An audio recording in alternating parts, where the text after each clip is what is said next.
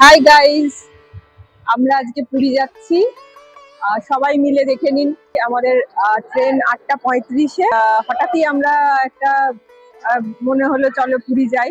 তো পুরীতে কি করব, কোথায় যাব, কিভাবে কিভাবে এনজয় করব, সব আপনাদের সাথে আমরা শেয়ার করব। দেখতে থাকুন। শালিমারে আমরা এখন আছি। শালিমার স্টেশন। এখন পুরীর সমস্ত আহ, প্রায় ট্রেনই এই শালিমার কিংবা সাঁতরাগাছি থেকে আহ, ছাড়ে, আপনারা সবাই জানেন।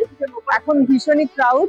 আমাদের সঙ্গে এসছে, দেখুন, আমার মাসি আছে, আহ, মা আছে, আমার ছেলে একটু লজ্জা পায়, আর আমার দাদা আছে,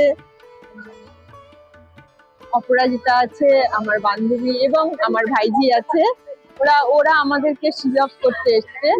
একটু গরমও মনে হয় ফিল হবে, কিন্তু কিভাবে আমরা কাটাবো সব আমরা ট্রেনে উঠে আবার আমরা আপনাদের সাথে শেয়ার করব।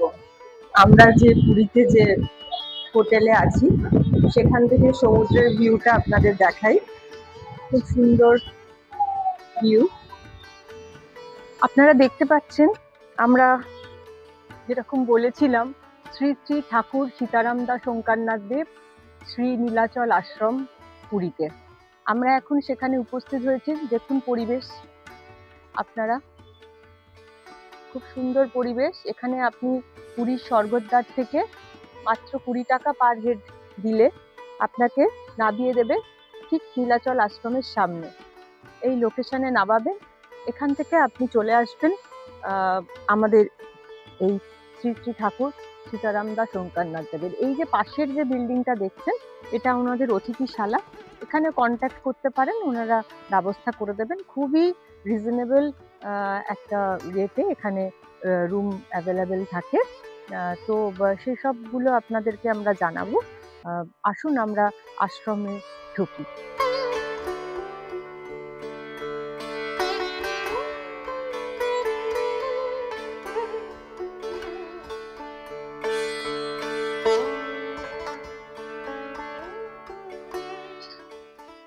এই হচ্ছে আশ্রমের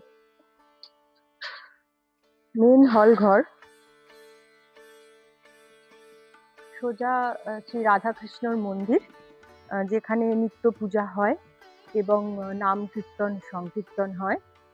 এই বিশাল একটা হলের মধ্যে ঠিক বাঁদিকে ভোগ নেওয়ার ব্যবস্থা আছে, আর সামনে মন্দির। চলুন, মন্দির এখন একটু বন্ধ আছে।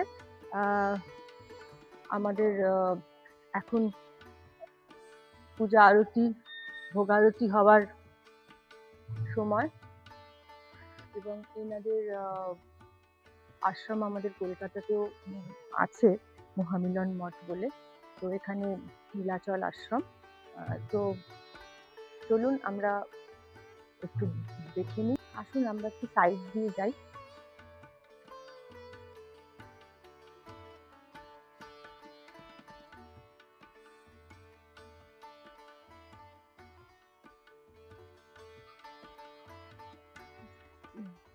আসুন ভোগের ঘরটা একটু আপনাদের ঘুরিয়ে দিই। হাত ধোয়ারও ব্যবস্থা আছে ভোগ নেওয়ার পরে। সুবন্দোবস্তর ব্যাপার, আপনারা অবশ্যই আসবেন। তবে একটা কথা কি, এখানে এসে প্রথমে ওনাদেরকে একটু ইনফর্ম করবেন যে হ্যাঁ কতজন আপনারা ভোগ নেবেন। এখানে কুপন কাটবেন, কুপন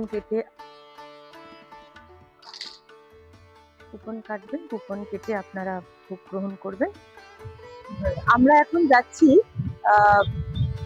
এখানে ঠাকুর ওঙ্কারনাথ দেবের একটি সুন্দর আশ্রম আছে, আপনাদের হয়তো জানেন কিনা জানি না।